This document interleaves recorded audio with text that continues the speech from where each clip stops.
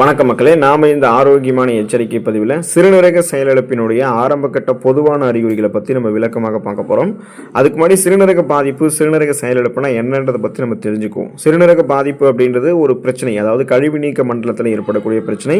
இப்போ பொதுவாக பார்த்தீங்கன்னா வயதானவர்களுக்கு மட்டும்தான் இந்த பாதிப்பு ஏற்படும். ஆனால் இப்போ இளைஞர்களுக்குமே இந்த பாதிப்பு வந்து ஏற்பட்டு தான் இருக்குது. இதுக்கு காரணம் அவங்க போதுமான அளவுக்கு சிறுநீரகத்தை வலுவாக வைத்துக் கொள்ளக்கூடிய ஊட்டச்சத்துக்கள் இருந்திருக்கக்கூடிய உணவுகளை எடுத்துக்காம போகிறது தான் காரணமே. இப்போ சிறுநீரக பிரச்சனை அதிகரிக்கிறதுக்கு மிக முக்கியமான காரணமாக இன்னொன்னும் பார்க்கப்படுது. இது என்னன்னா, அறிகுறிகளே காட்டாம சிறுநீரகம் செயலிழப்பு நமக்கு வந்து ஏற்பட்டுரும். பொதுவாக சிறுநீரக பாதிப்பு ஏற்பட்டுச்சுன்னா அறிகுறிகள் வந்து உடனே தெரியாது. தீவிர நிலையை அடைஞ்சதுக்கு அப்புறம் தான் அந்த அறிகுறிகள் தென்படும்.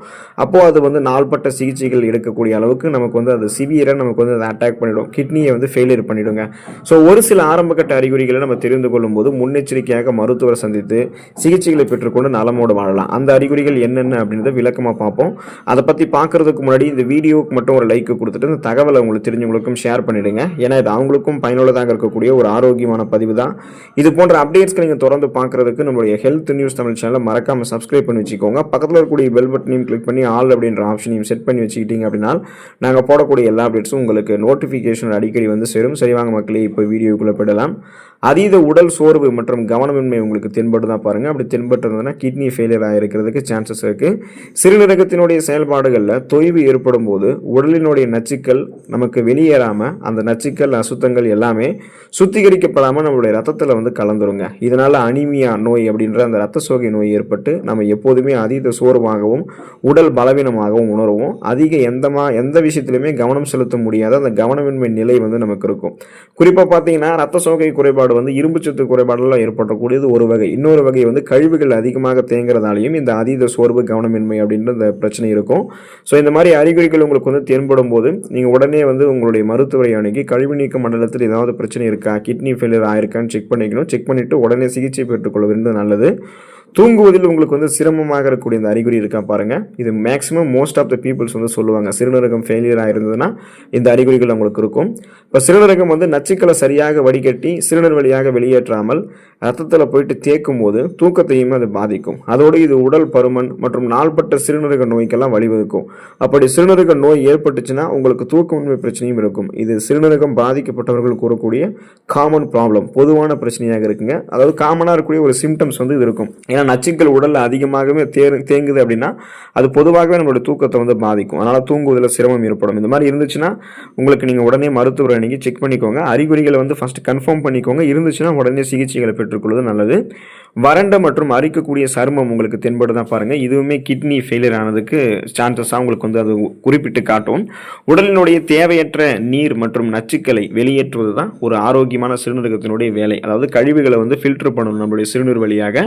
அப்போ தான் அந்த கழிவு நீக்க மண்டல வேலை சரியாக நடந்துட்டு இருக்குன்றது அர்த்தம். ஸோ இந்த வேலை சரியாக நடந்துச்சுன்னா ரத்த சிகப்பணுக்கெல்லாம் புதுசாக நமக்கு உருவாகும். எலும்புகள் வந்து ஆரோக்கியமாக இருக்கும். அதோடு உடலினுடைய அந்த மினரல் சத்துக்களினுடைய தேக்கம் சீரான அளவில் இருக்கும். இப்படி எதுவுமே சரியான முறையில் நடக்காத போது நமக்கு என்ன ஆக ஆரம்பிக்கும்னா சருமத்தில் அது வந்து நிறைய வந்து பார்த்தீங்கன்னா ப்ராப்ளத்தை ஏற்படுத்தும். வறண்ட மற்றும் அரிக்கக்கூடிய சரும தோல் அழற்சி பிரச்சனைகளை வந்து ஏற்படுத்தும். சருமத்தை வறட்சி ஆக்கிடும். எலும்பு பாதிப்பு நமக்கு வந்து இருக்கும். அதோடு சிறுநீரக பாதிப்பு நீண்ட நாட்கள் இருந்தாலுமே சரியான முறையில் ஊட்டச்சத்துக்களையும் மினரல்ஸ்களையும் சமன் செய்ய முடியாமல் போகிறதால போதுமான அளவுக்கு ஊட்டச்சத்துக்கள் கிடைக்காததால் நம்ம உடம்பு ரொம்ப ரொம்ப வீக் ஆகிடும். ஸோ இந்த மாதிரி வறண்ட மற்றும் அரிக்கக்கூடிய சருமம் சார்ந்த அறிகுறிகள் தென்படும் போது உடனே நீங்கள் வந்து சிகிச்சை பெற்றுக்கொள்ள வேண்டியது நல்லது. அறிகுறிகளை கன்ஃபார்ம் பண்ணிவிட்டு சிகிச்சை பெற்றுக்கொள்ளுங்க. வழக்கத்திற்கு மாறாக அடிக்கடி சிறுநீர் கழிக்கக்கூடிய அந்த உணர்வு, அந்த ஃபீல் வந்து உங்களுக்கு இருக்கா பாருங்க. ஸோ இந்த மாதிரி இருந்ததாலுமே அது கிட்னி ஃபெயிலியர் ஆனதுக்கு சான்சஸ் இருக்கு.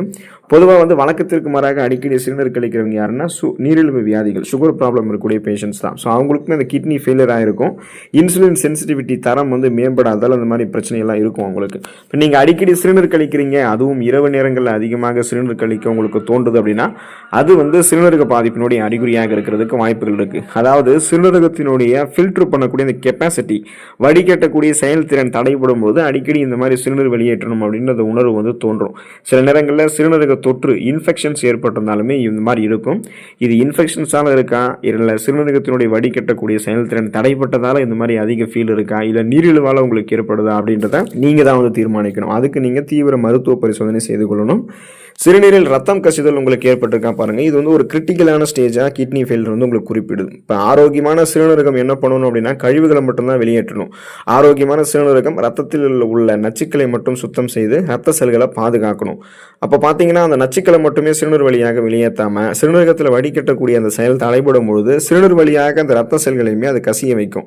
அப்படி நீங்கள் சிறுநீர் கழிக்கும் போது ரத்தம் வருவது போல தென்பட்டுச்சுன்னா எச்சரிக்கையாக உடனே நீங்கள் மருத்துவரை அணுகணும். இது கிட்னி ஃபெயிலியர், அதாவது குறிப்பாக பார்த்தீங்கன்னா கிட்னி கேன்சர், சிறுநீரக புற்றுநோய், அப்புறம் உங்களுக்கு அந்த கிட்னி ஸ்டோன்ஸ்லாம் இருந்துச்சுன்னா சிறுநீரக கல் இருந்தாலுமே அந்த மாதிரி பிரச்சனை இருக்கும். அல்லது கிட்னி உங்களுக்கு இன்ஃபெக்ஷன்ஸ் ஆகிருக்கு, சிறுநீரக தொற்று பாதிப்பு இருந்தாலுமே சிறுநீரில் ரத்தம் வரும். ஸோ இந்த மாதிரி ப்ராப்ளத்தால் உங்களுக்கு எந்த ப்ராப்ளத்தாலும் உங்களுக்கு அது சிறுநீரில் ரத்தம் கலந்து வெளியேறுது அப்படின்றத நீங்கள் செக் பண்ணிக்கணும். செக் பண்ணிவிட்டு உடனே மருத்துவ சிகிச்சைகளையும் பெற்றுக்கொள்வது நல்லது. நுரையுடன் சிறுநீர் வெளியேறுதல் பிரச்சனை உங்களுக்கு இருக்கா பாருங்கள். இந்த மாதிரி இருந்தாலுமே அதுவுமே கிட்னி ஃபெயிலியர் ஆனது தான் உங்களுக்கு சுட்டி காட்டுது. நீங்கள் சிறுநீர் கழிக்கும் போது நுரைத்து சிறுநீர் வெளியேறுது அப்படின்னா அதில் புரோட்டீன் கலந்துருக்கு அப்படின்றது அர்த்தம். அது கிட்டத்தட்ட முட்டையை ஸ்கிராம்பிளிங் செஞ்ச அந்த ஒரு வடிவம் தோட்டத்தில் இருக்கும். இதுக்கான காரணம் என்னென்னா சிறுநீரில் வரக்கூடிய அந்த புரோட்டீன் நுரையானது முட்டையிலுமே காணப்படுறதால தான் இந்த மாதிரி வடிவத்தில் இருக்குது. ஸோ அதெல்லாம் ஒரு பக்கம் இருந்தாலும் இந்த நுரைத்து சிறுநீர் வெளியேறுது அப்படின்றது ஒரு கிரிட்டிக்கலான ஸ்டேஜாகவும் பார்க்கப்படுது. இந்த மாதிரி இருந்ததுன்னா சிறுநீரகம் செயலிழந்து போயிருக்குன்றது அர்த்தம். அந்த மாதிரி இருக்கும்போது கூடுதலாக உங்களுக்கு இன்னொரு அறிகுறிகளுமே தென்படும். ஏன்னா நுரைத்து சிறுநீர் வெளியேறும் போது கண்களை சுற்றிய வீங்கிய தோற்றமும் இருக்கும். நுரை பொங்கி சிறுநீரகத்தில் புரோட்டீன் வெளியேறுவது சிறுநீரக பாதிப்பினுடைய ஆரம்ப கால அறிகுறியாக இருக்குது. அப்படி உங்களுடைய சிறுநீரகம் அதிக அளவிலான புரோட்டீனை வெளியேற்றுதுன்னா அதனுடைய அறிகுறிகளாக கண்களை சுற்றி வீங்கியது போல தோற்றம் இருக்கும். ஒரு பஃபிங்கான ஐஸ் உங்களுக்கு தென்படும். ஸோ இந்த மாதிரி இருந்தாலுமே அதுவுமே எக்ஸ்ட்ரா இது கூட வரக்கூடிய அறிகுறிகள் தான். ஸோ ரொம்பவும் கவனமாக இருக்கணும். சிகிச்சைகளை பெற்றுக்கொள்ள வேண்டியது நல்லது. கணுக்கால்களில் வீக்கங்கள் உங்களுக்கு ஏதாவது ஏற்பட்டிருக்கா பாருங்கள். அந்த மாதிரி ஏற்பட்டதுன்னா அதுவுமே கிட்னி ஃபெயிலியர் தான் உங்களுக்கு சிம்டம்ஸாக காட்டுது. இப்போ சிறுநீரகத்தினுடைய செயலிழப்பு உங்களுக்கு ஏற்பட்டிருக்கு அப்படின்னா சோடியம் அதிக அளவில் தேங்கி கால்கள் மற்றும் பாதங்கள் வீங்க ஆரம்பிக்கும். இது சிறுநீரகம் செயலிழந்தால் மட்டும் கிடையாது, உங்களுக்கு இதயம் தொடர்பான பிரச்சனைகள், கல்லீரல் தொடர்பான பிரச்சனைகள் மற்றும் நாள்பட்ட கால் நரம்புகள் இழுக்கக்கூடிய பிரச்சனைகள் என எது இருந்தாலுமே கால்கள் வீங்க ஆரம்பிக்கும். ஸோ இந்த கணுக்கால்களில் வீக்கங்கள் தென்படுதுன்னா நீங்கள் ரொம்ப ரொம்ப கவனமாக இருக்கணும். உடனே எதுக்காக அந்த கணுக்கால்களில் பிரச்சனை ஏற்பட்டிருக்கு அப்படின்னு செக் பண்ணிக்கிட்டு மருத்துவ பரிசோதனை செய்த உடனே சிகிச்சைகளை பெற்றுக்கொள்வது நல்லது. பசியின்மை உங்களுக்கு ஏற்பட்டிருக்கா பாருங்கள். இதுவுமே கிட்னி ஃபெயிலியர் ஏற்பட்டிருந்தால் அந்த அறிகுறிகள் உங்களுக்கு வரும். சிறுநீரக பாதிப்பினுடைய பொதுவான அறிகுறியாக பசியின்மை பார்க்கப்படுது. ஒரு வகை பசியின்மை உணவுகள் செரிக்காமல் ஏற்படுறதால வரக்கூடியது. ஒரு வகை பசியின்மை நச்சுக்களினுடைய தேக்கம் அதிகரிக்கும் போது இவ்வாறு ஏற்படுவது இயல்பு. அப்போ பசியின்மை பார்த்தீங்கன்னா நச்சுக்களுடைய தேக்கத்தாலுமே உங்களுக்கு ஏற்படும். அப்படி ஏற்பட்டதுன்னா கிட்னி ஃபெயிலியர் ஆகிருக்கு அப்படின்னு உங்களை சுட்டி காட்டும். இப்போ கடுமையான பசியின்மை ஏற்பட்டுக்கிட்டோன்னா உடனே நீங்கள் மருத்துவ சிகிச்சைகளை பெற்றுக்கொள்ள வேண்டியது நல்லது. கடுமையாக தசைப்பிடிப்பு உங்களுடைய உடலில் ஏற்பட்டிருக்கான் பாருங்கள். அப்படி ஏற்பட்டுச்சுன்னா அதுவுமே கிட்னி ஃபெயிலியர் ஆனது தான் நமக்கு சிம்டம்ஸாக காட்டுது. இப்போ சிறுநீரகத்தினுடைய செயல்பாடு குறையும் போது எலக்ட்ரோலைட்ஸ் சமநிலை இழந்து போயிடும். இதனால கால்சியம் குறையும், பாஸ்பரஸோட கட்டுப்பாடெல்லாம் குறையும் போது தசைகளுக்கு போதிய அளவுக்கு ஊட்டச்சத்துக்கள் கிடைக்காம போகும்போது தசைப்பிடிப்பு அடிக்கடி உங்களுக்கு ஏற்படும். ரொம்ப ரொம்ப அடிக்கடி இயல்பாகவே தசைப்பிடிப்பு அப்படின்னு அந்த ப்ராப்ளம் உங்களுக்கு இருக்க ஆரம்பிக்குங்க. இந்த மாதிரி தசைப்பிடிப்பு இருக்கும்போது நீங்கள் ரொம்ப ரொம்ப எச்சரிக்கையாகவும் கவனமாகவும் இருக்கணும். உடனே மருத்துவ பரிசோதனை செய்து கொண்டு சிகிச்சைகளை பெற்றுக்கொள்ள வேண்டியது நல்லது. ஸோ உங்களுக்கு இந்த மாதிரி சிறுநீரக பாதிப்புகள், அதாவது உங்களுக்கு சிறுநீரகம் செயலிழந்து போயிருக்குன்னா இந்த மாதிரி அறிகுறிகள்லாம் தென்படுதா அப்படின்றத பாருங்கள். இந்த அறிகுறிகள் எல்லாமே உங்களுக்கு சிறுநீரக பாதிப்பினுடைய அறிகுறியாக இருந்தே தான் ஆக வேண்டும் அப்படின்றது அவசியம் இல்லை. ஒருவேளை இருந்துச்சுன்னா நீங்கள் உடனே சிகிச்சைகளை பெற்றுக்கொள்ள வேண்டியது நல்லது. நலம் பெற்றுக்கொள்ளுங்கள். அதுக்கான வாய்ப்புகள் உங்களுக்கு அதிகமாகவே இருக்குது. அடுத்த ஆரோக்கியமான பதிவில் மறக்காமல் சந்திப்போம். நன்றி மக்களே.